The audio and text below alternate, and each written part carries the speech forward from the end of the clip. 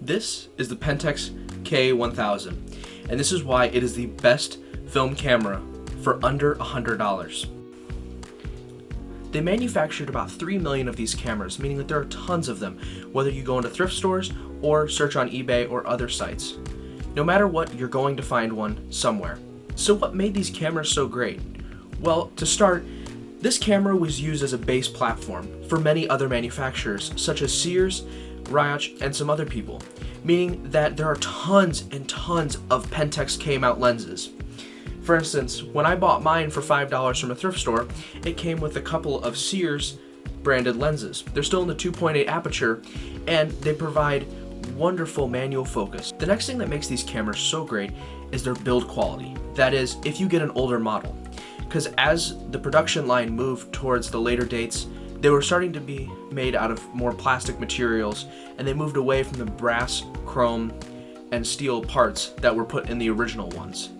So if you can find an old one, they're built like tanks. They have a brass and aluminum top plate. The film winding housing is made out of steel and aluminum, and they're just solid cameras in general. Like most SLRs at the time, they came equipped with a 50mm lens.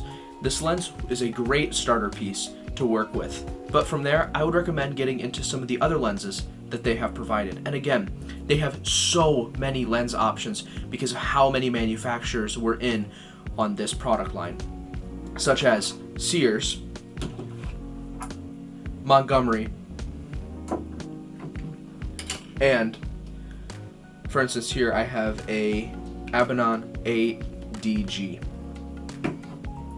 With all these great lens options, it makes it a great platform to start on when you're a beginner film photographer. But what are some of the downsides to this camera?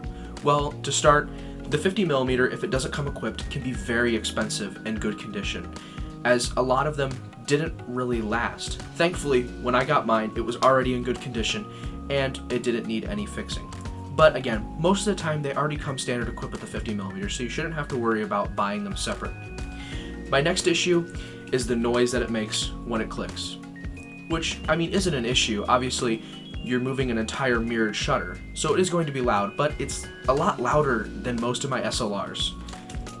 Here's an audio clip of what it sounds like. As you can tell, it's not that loud, but if you're like me and you like street photography, it can make it pretty obvious when you're taking a picture of someone. And honestly, I don't enjoy that. If you're just a standard portrait photographer or landscape photographer, it should not be an issue. But if you do street photography and you're trying to be a little bit incognito, it's going to stand out. So just know that before buying this camera.